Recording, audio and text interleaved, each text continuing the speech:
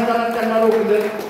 शिराळ्यात तरी त्यांनी 25 धरलेला तेव्हा तुमचा विजय झालाय. त्यामुळे या कार्यकर्त्यांच्यावरती तुम्ही आता येणाऱ्या काळात जीवापाड. विधानसभा मतदारसंघामध्ये आपण सगळ्या प्रमुख आलेल्या कार्यकर्त्यांनी त्यांच्या गावामध्ये अतिशय चांगलं काम. मला आलेल्या सगळ्याच कार्यकर्त्यांचं या ठिकाणी मनापासून अभिनंदन करायचं आहे. कारण हा विजय खऱ्या अर्थानं तुमचा आहे. कारण तुम्ही झटलाय, तुम्ही त्या ठिकाणी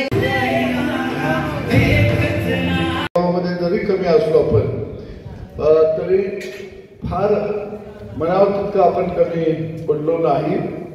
निश्चित ज्या गावामध्ये कमी आहे त्या गावाच्या संदर्भामध्ये आपल्याला विचार मंथन करावं लागेल आणि ही गावं सगळी भविष्य काळामध्ये ग्रामपंचायत, जिल्हा परिषद, विधानसभा या दृष्टीनं सुद्धा त्या कार्यकर्त्यांना ताकद देण्याचं काम दादा असतील, मी असेल, आम्ही सगळी मंडळी निश्चितपणाने येणाऱ्या काळामध्ये करू.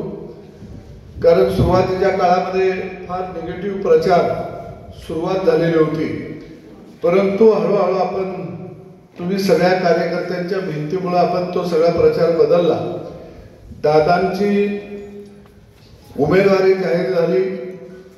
मी ज्या दिवशी जाहीर झाली त्या दिवशी मुंबईमध्ये होतो, देवेंद्रजींना भेटलो, साहेबांना भेटलो आणि एकनाथ शिंदे साहेबांनी मला त्यांच्या केबिनमधून मला म्हणले वेळ नाही, लिफ्टमधनं भाऊ बोलू, आणि मला लिफ्टमध्ये घेतलं आणि माझा असं डोकं जाम आवडलं. त्यांच्या डोक्याला असं डोकं लावलं आणि म्हणले मी धैर्यशीलला भाऊ उभा करतोय, मला प्लीज मदत करायची आहे, तुम्ही मला शब्द द्या.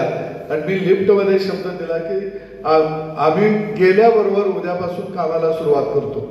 त्यावेळी या ठिकाणी आपण मागं होतो ते आता आपण 17,000 वर त्या ठिकाणी आहोत. शिराळा तालुक्यामध्ये मागच्या वेळी 72,000चं या ठिकाणी आपल्याला मतदान मिळालं होतं, यावेळी 82,000चं मतदान मिळालं. वाळवा तालुक्यामध्ये आपण त्या ठिकाणी अतिशय प्रतिकूल परिस्थितीमध्ये अण्णांच्या या ठिकाणी मतदारसंघामध्ये 3 नंबरला जाईल म्हणत होतो, तिथं आपण 2 नंबरला राहिलो. कितीतरी गावागावांमध्ये या ठिकाणी आपण अतिशय चांगली झुंज दिली. काही गावांमध्ये अनपेक्षितपणे आपण 1 नंबरला सुद्धा राहिलो.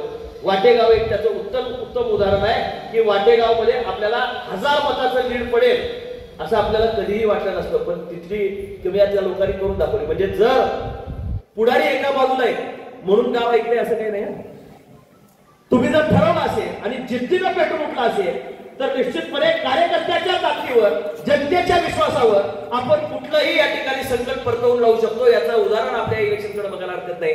पण मला आपल्याला स्टेज बसलेल्या लोकांना विनंती करायची आहे, तुमच्याकडे बापू सगळेजण आहे, अजून अजून संपलेलं नाही, ते मोजत्यात गेलो कुठं, आपण मोजत्यात आलोय कुठलं, दोघं बी मोजतात. मोजणी संपलेली नाही पण स्पर्धा जिंकलेली आहे. कारण आपण नैतिकतेनं लढत होतो, आपण खऱ्यासाठी लढत होतो आणि खऱ्या अर्थानं सामान्यांची लढाई जिंकण्यासाठी म्हणून सामान्य माणसाने या ठिकाणी दर्गा उभा केला आणि म्हणून हा विजयरथ आपण या ठिकाणी घेऊ शकलो. मगाशी भाऊ म्हटले ते खरं आहे, एकनाथ शिंदे साहेब हे अतिशय ताकदीनं माझ्या पाठीशी उभे राहिले. आणि एखादा नेता कसा असावा, नेत्याला ताकद कशी द्यावी याचं मूर्तिमंत उदाहरण आम्ही या ठिकाणी महाराष्ट्रानं पाहिलं. 15 सीटा या ठिकाणी भाऊ उभा केल्या, त्यातल्या 7 सीटा आल्या. पहिल्यांदाच इलेक्शन झाली होती. मागची लोकसभा विधानसभा झाल्यानंतर जिल्हा परिषदा झाल्या. त्या ठिकाणी कुणीही बाहेर पडायला तयार नव्हतं. त्यावेळी जर कोण खऱ्या अर्थानं महायुतीचा शिलेदार म्हणून बाहेर पडला असेल तर ते सदाभाऊ आणि सागरभाऊ हे दोघं पहिल्यांदा बाहेर. महायुतीचा उमेदवार ठरला दुसऱ्या दिवशीपासून कुणाच्या निरोपाची आम्ही सुद्धा भेटायला गेलो नव्हतो. माझा फोन सुद्धा भावना झाला नव्हता, तरी सुद्धा ही दोघंही आपल्या कार्यकर्त्यांच्या समवेत बैठका, प्रत्येक गावामध्ये भेटीगाठी, हा सगळा रपाटा त्या ठिकाणी चालू होता. आज या बैठकीसाठी उपस्थित असणारे आदरणीय फडणवीस साहेब असतील, सन्माननीय अजितदादा पवार असतील, यांच्या नेतृत्वाखाली आपण इलेक्शन लढली आणि ती ताकदीनं या ठिकाणी महाराष्ट्रामध्ये यशस्वी करून दाखवली. पश्चिम महाराष्ट्रामध्ये मोठमोठे पुरुष धाडसळे आपण वादळात दिवा लावलाय. सकाळी तर हो अशी परिस्थिती निर्माण होती. अण्णा गुलाम दुपारपासूनच विरोधात लावून फिरत होते. आम्हालाच कळलं अजून इलेक्शनच्या फेऱ्या बाकी होत्या. मशाल पेटले म्हणून सांगत होते. संध्याकाळी पाऊस 5 वाजता पडला आणि मशाल तिथून गेली. हे आपण महाराष्ट्राला या ठिकाणी पाहिजे. जी गुलालात रंगली होती जी ज्योतिबाला जाऊन म्हणून सांगायला कारण गावात सांगायचं कोणाचा गुलाल लावलाय आलं का. लोकांच्या मध्ये एक वेगळ्या पद्धतीचं वातावरण तयार झालं होतं. आणि ज्या पद्धतीनं आपण या ठिकाणी कुठलीही ताकद पाठीशी, साखर कारखाना, सूत गिरण्या, कुठेही दूध संघ आपल्या पाठीशी नाही.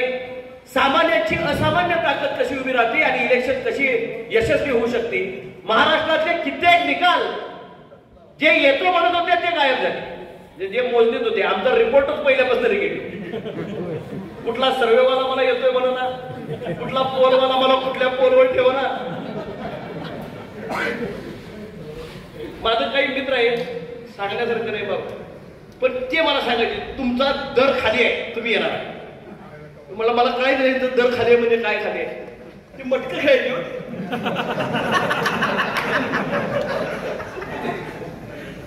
तुमचा दर खाली आहे म्हणायचे आणि मला म्हणायचे तुम्ही निवडून येणार आहे. मला काय कळत नव्हतं. नंतर ते इलेक्शन झाल्यावर कळलं आमचा दर खाली आहे म्हणजे काय होतं, मटका कसा लागतो याचं एक उदाहरण त्या ठिकाणी. पण त्यांचा सर्वे वेगळा असतो. त्या सर्वे सारखा सर्वे मी तर बघितलेला नाही. म्हणजे कुठलाही टीव्ही वाला करू शकला नाही, कुठलाही मीडियावाला, कुठलाही सोशल मीडियावाला, कुठलाही अनालिसिस करू शकला नाही. पण त्यांचा एक सर्वे वेगळाच होता. चेष्टेचा विषय जरी या ठिकाणी बाजूला ठेवला तर हा मटका नव्हता. हा सामान्य माणसाच्या आयुष्याचा निर्णय घेण्याचा, निर्णय कुणाच्या हातामध्ये हा देश द्यायचा हा निर्णय घ्यायचा होता.